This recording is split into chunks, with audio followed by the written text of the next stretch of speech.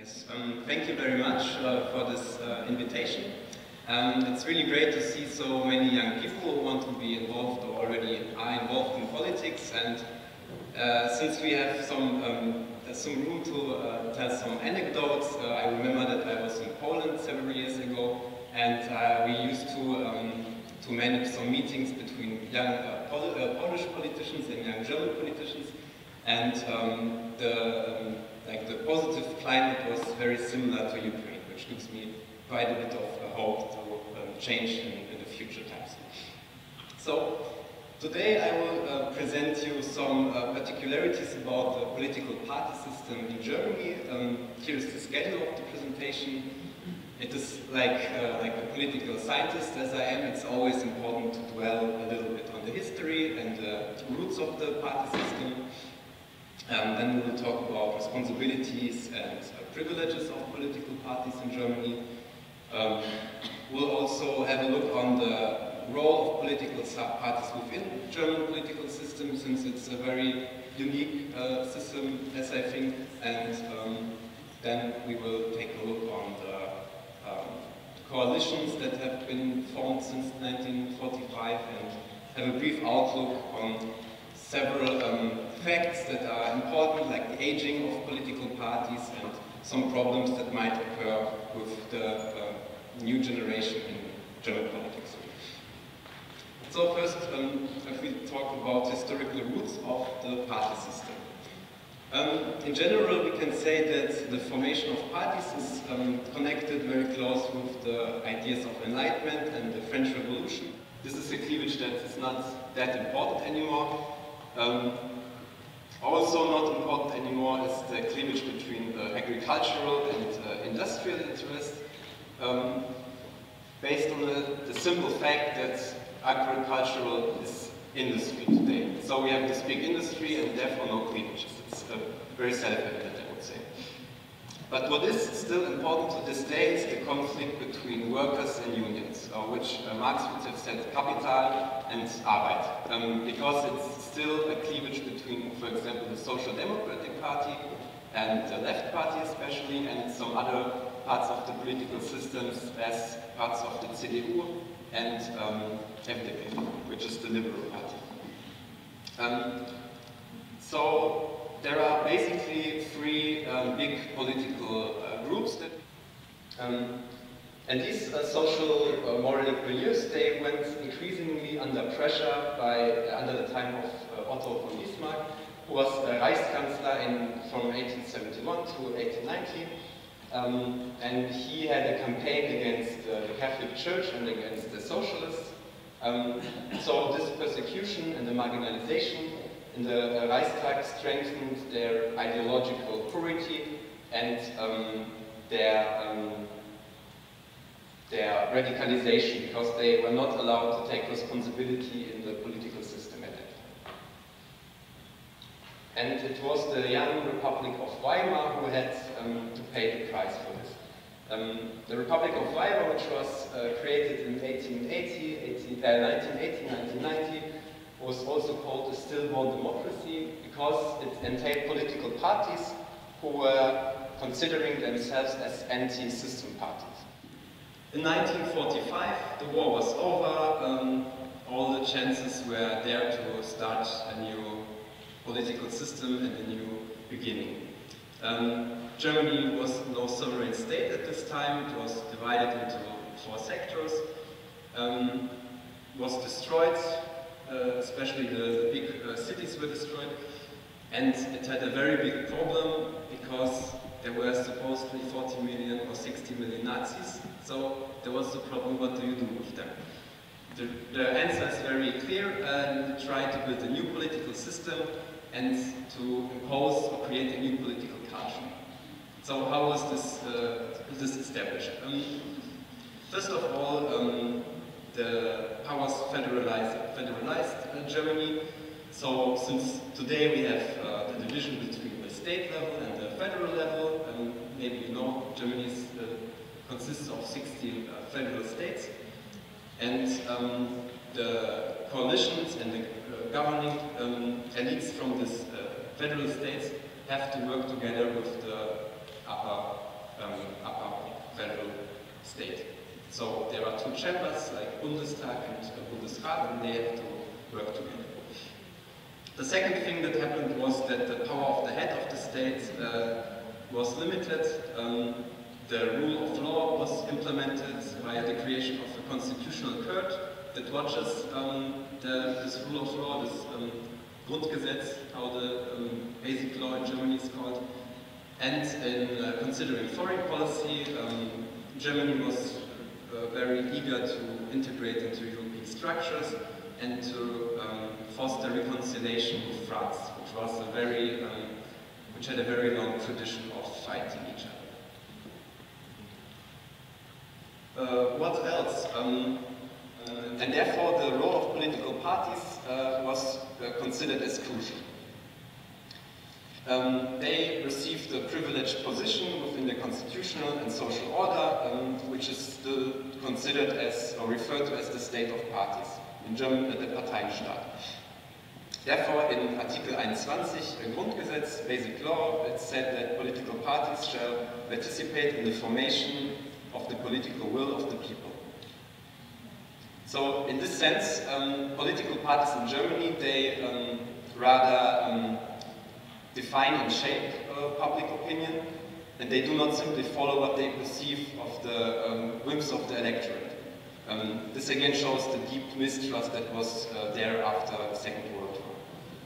So now let's take a look on the responsibilities and privileges of political parties. First, the responsibilities.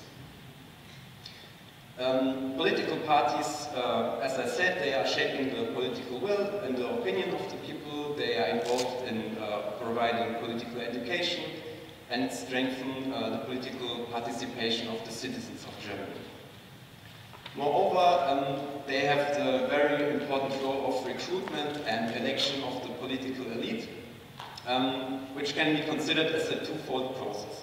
On the one hand, it has to be said that political parties are kind of always patronage parties, because they form the new elite, and in the political system of Germany, the recruitment of the new elite is kind of monopolized by the parties. But this is not a normative statement, since it's kind of usual that political parties have this task to fulfill. Some examples, in the German broadcasting supervisory bodies, there is at least 1/3 of politicians sitting inside and therefore controlling these supervisory boards. Sometimes this bears some problems, so the Constitutional Court, I think last year or something, so decided that the political influence should be limited. Maybe another example, which is more, can be considered more critical, is the involvement of politicians in the so-called Landesbanken. These are banks on the federal level, and also here some politicians were involved into the political control of these banks, which had a very negative impact when the financial crisis unfolded in 2008, because it showed that they had very harshly invested into these papers that later were considered as not very secure papers in a financial sense. So the other side of this recruitment and election is rather unproblematic, because it simply means that political parties form the majority in the Bundestag and there elect or appoint the Chancellor and, for example, the judges of the Constitutional Court and so on. This is not problematic because a lot of decisions in these political systems needs the 2/3 majority, which means that the opposition has to be involved in a more or less degree. So we can say that this is a good system of checks and balances and establishes a very cooperative way of working together. So the next function is the legitimizing function. This means that the interaction of parties within the political system is seen as a good mechanism of conflict settlement and conflict resolution. Of course, as you can imagine, especially in the beginning of this time, I hope you can read this all okay, especially at the beginning of the new system in Germany, this set of rules was not internalized very hard. So especially the first election in '49 was very harsh, and also not only in a rhetoric way, meaning that Konrad Adenauer and Kurt Schumacher were kind of attacking each other, but there were also some, it was accomplished by some, not accomplished, but followed by some violence under the voters. And the last responsibility that I want to talk about is the pooling, the intermediation, and implementation of interests. So the parties, they have the task to pool the interest to kind of collective interest, which is always based on a certain degree of abstractization and a compromise. And in the ideal way, they feed back these messages back to the potential electorate. So when we look at the election posters, this is all very dark, but we can see that this yellow-blue one from the liberal parties, it says that we need more courage, more market, more freedom. So this can be considered as the core message of the FDP, while the poster of CDU is more abstract. It says together successful. So there is, from a political point of view, we would say that this is a very highly personalized election poster, because it's with no disrespect, but it does not contain a message, a political message. Yes.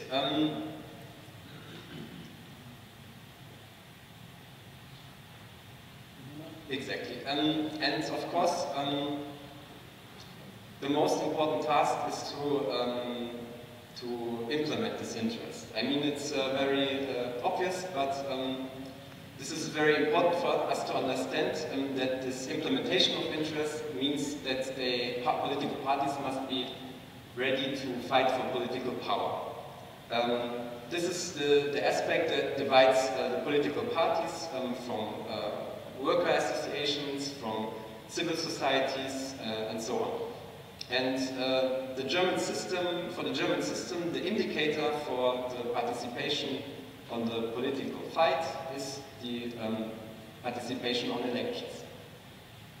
This is very important to know, because it opens the way to the next feature, which is very important and very good. It works very well, which is the party financing by the state. So, the state is paying money to the political parties. It's more or less 30% of the income, so to say, of the political parties. The other part of the money comes from the membership fees and from private and organizational donors. This next graph is just there to show you how much the German state gives these parties altogether, which was in 2012, which was around 140 million euros. So you can see that this is quite big, a lot of money. So how does this work? Basically, the amount of money you get is based on the amount of the votes you get. So for the first 4 million votes, you get 85 cents each for each vote. And for the every vote that you receive above this threshold of 4 million, you still get 70 cents. So in this way, this is considered as a positive discrimination of smaller parties, because they get not that much votes, but receive still some money. Plus, you receive 38% for each euro that you get via membership fees and via donors. Plus, last point, indirect support through the state via tax reliefs and so on. Of course, the parties must account for all the funds that they receive, so they have to write an accountability report. This report needs to be checked by an auditing company, cross-checked by the president of the parliament, and is then published, so everybody can read in this document. Of course, there are some problems with this financing. For example, the transparency of some donors is not very open, which means that you have to like show your name and the origin of the sources only above a certain threshold of 10,001 euro. And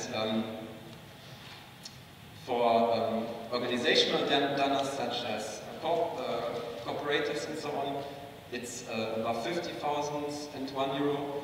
And on this graph you can see that 55% of the donors are above this threshold, and most of it is below. So the enterprises, they have some certain strategies or tactics. For example, they split the total amount they want to donor on several batches, or they have sub-companies that they give this money, and then this donation is granted by the sub-companies. Another point of public financing that is very important is the financing of the political foundations. They also receive quite a lot of money. I think altogether it was around 400 million euro. All the 5 or 6, I think it's 5 big political foundations. So for example, the Friedrich Ebert Stiftung received 143 million euro. Konrad Adenauer Foundation received around 120 million euro. The last point I want to show you about this responsibility is that the political parties need to mirror democratic principles in their inner structure. Don't be afraid of this graph. There are just like two big points that are connected with this. The first one is that there must be kind of a bottom-up approach of political responsibility or political representation. And the other thing is that the organs need to mirror to a certain degree the three divisions of power, which means we have a legislative organ, executive organ, and some courts. Now some remarks about the political systems, since the role of political parties very much depends on the build-up of the system in which they act. So we need to be clear about this. You know now that the German system is a parliamentary representative political system, and that the parties have a big role. They form a majority in the Bundestag, and this parliamentary majority appoints the Chancellor selects the minister, and thus the government is formed. The parliamentary majority also supports the government in the act of lawmaking. This means that we have a kind of entanglement of the political powers of the executive and legislative, and not a clear division of the three powers, so such as is in the United States. Therefore, and this is also very important, the government is always dependent on the confidence of the parliament, of the majority of the parliament. The opposition in this setting is not only controlling the government, but is also involved into the policy making. This means the German system can be also called cooperative parliamentarism. For example, the opposition is represented in the parliamentary committees. These need to be considered as the working units of the parliament. For example, in the last period, the Greens, as I remember, led the committee on consumer protection or something. So you see that this is clearly not a decision made out of political ideas, but based on expertise, because the Greens have quite a lot of expertise in this issue. So in general, this shows two things.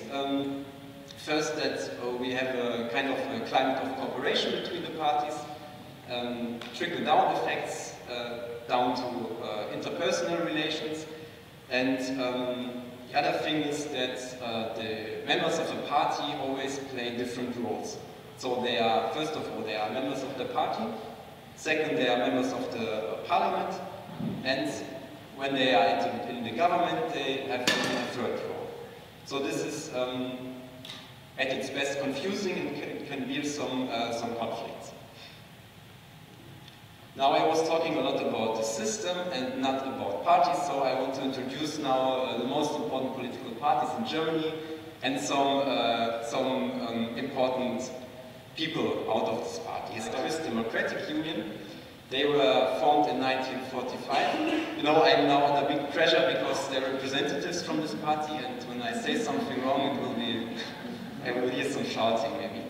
So this party has its roots in this Catholic milieu, the social moralic milieu was what I was talking about, but very quickly positioned themselves as an interconfessional party with a rather generalized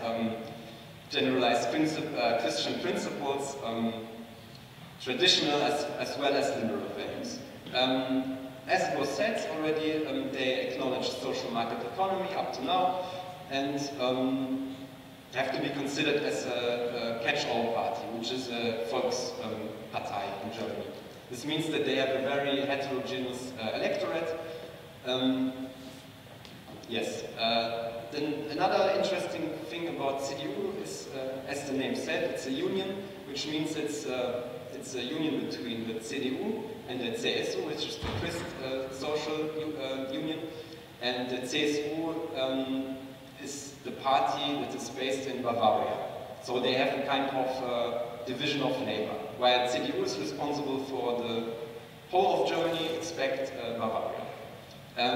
There are also some slight variations in the political content, meaning that CSU is a bit more conservative in terms of like inner security, society, but more social in terms of economic and welfare politics.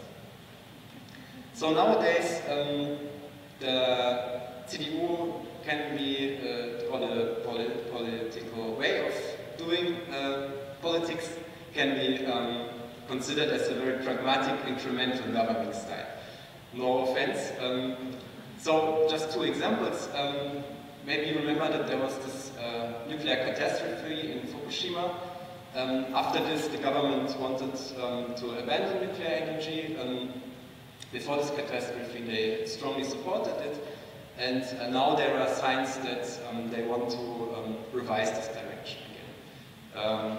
Another example would be from the economic crisis in 2008, while CDU gave their okay to a kind of Keynesianistic economical program in the automobile sector. They still demand a strictly neoclassic path of financial stability for the southern countries in Europe. So this is just two examples for this kind of pragmatic governing style. What are important people of this party? The main figure, without any doubt, you can see on the left, on your left, is Konrad Adenauer. Not only he was the mayor of Cologne during the times of Weimar and was suspended from this position under the Nazis, he was also the reason why the term Kanzlerdemokratie was coined, him being the first chancellor of the post-war Germany until 1963. He was also responsible for the leaning towards the West, which is kind of the, this goes back to the idea of European integration and the reconciliation with France. Another very important thing is that he can be considered as the inventor of the soya sausage. So I think that's a clearly impressive biography. The person in the middle was also mentioned before, it's Helmut Kohl. He took over the party or the political leadership in 1973 and became chancellor in 1982. His accomplishment was very much that he professionalized and liberalized his party during the 70s and 80s. And was making a policy for the middle class, I would say. The only problem being that in the 70s, a lot of Western economies had the problem of structural unemployment, which he also had to deal with. And as you know, he's acknowledged as being the Kanzler der Einheit, which means the Chancellor of German Unification, historical event that granted him the re-election. And last but not least, Angela Merkel, with the very typical standing there on the right side, physician, educated in East Germany, protégé of Kohl, chairwoman of the CDU since 2000 and chancellor since 2005. According to Forbes, she's the mightiest woman in the world and the 5th mightiest person on this planet. So I would say that a lot of this political skill can be traced back to her analytical thinking and her pragmatism. The next party I want to show you is the Social Democratic Party. This is the oldest party in Germany. They were founded in 1863, but the SPD, as it says, Social Democratic Party, was only founded in 1890 through a fusion of the Socialist Working Party. And this fusion reminds us of the very long struggle between a radical Marxist and a reformist orientation of this party. It was only in 1959 when they rejected the socialist doctrine as a holistic ideology and pleaded for the social market economy instead, as the CDU did from the beginning. And it was this course, or this way of reform-orientated democratic socialism that was followed basically till 1989. Nowadays, this party can be still considered as the party of social justice, freedom, solidarity, with a stress on the modernization of the industrial sector of Germany, and therefore relying on a deep-rooted cooperation with worker unions and industry associations. So there's still this fluctuation between rather left politics in times of highly competitive globalization and the pragmatic adaptation to strained budgets. Three famous people from this party. The first one, Kurt Schumacher. He was the strongest opponent of Adenauer.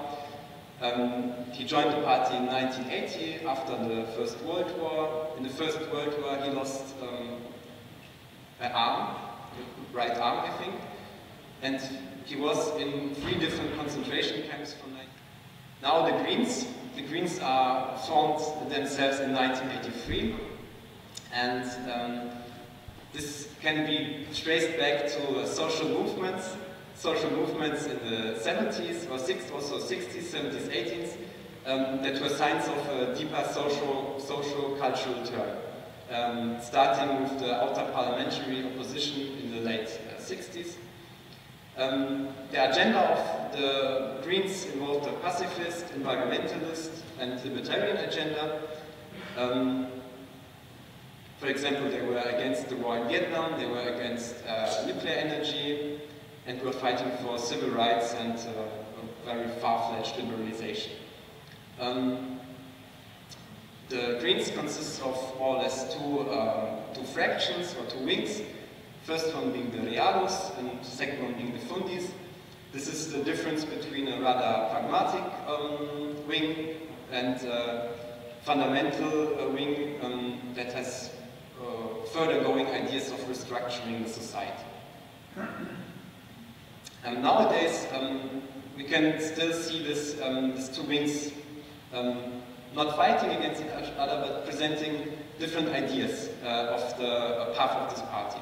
So we have the first Green minister president in a land, in a rather conservative land, being Baden-Württemberg in the south, which would, he would mark what I would call a new Green Deal or a new Green bourgeoisie, which means that the industry as such is accepted, and the ideas of modernization and growth, but always with an eye on the environment.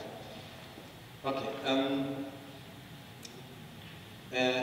One example for this would be the so-called Energiewende, which was an idea after the abandonment of nuclear energy, with a look on how many jobs can be created in the alternative energies. So, three people. First, the Greens, Rudi Dutschke, who was a veteran in the political theorist and activist during the 60s and 70s. Maybe more important is the guy in the middle, it's Joschka Fischer. Here we can see him on a very famous picture in doing his oath to office in 1983. He was the foreign minister of Germany from 1998 to 2005. And under his jurisdiction, the participation of Germany in the war, in the Kosovo War, fell. So that was a very big decision for this pacifist party. I see I have just 5 minutes left, so I need to hurry, I think. The left party, or maybe this one, Cem Özdemir on the right, he's the head of the party since 2008. Was the first member of parliament with parents from Turkey in 1994. The left party was, as I mentioned, this can be seen as a consequence of this, harsh social reforms made by the SPD. It was created in 2007, but plays rather the role of a protest opposition party and as a social corrective. So I think I can just step through these people, not that they are unimportant, but we'll look on the time. The last party, the Free Democratic Party, founded in 1948, and till now is oscillating between left liberal and what I would call national liberal views. They have no milieu background as the SPD and CDU have, and some call it in a rather negative way the Partei der Besserverdienenden, which means the party of those who earn above average salaries. This party has a very big problem now because they lost the last elections and they are not represented in the parliament anymore. So at the moment they are kind of on a self-finding trip, I would say. And this logo being the first path towards a new orientation. These three people I have to skip, unfortunately. The person in the middle, maybe Guido Westerwelle. He was party leader between 2001 and 2011, and he was also foreign minister in the last black and yellow coalition. And under his leadership, the party reached nearly 15% in 2009, which was the best results ever made for this party. Okay, Christian Lindner, party leader. I hope he will find a new way for his party.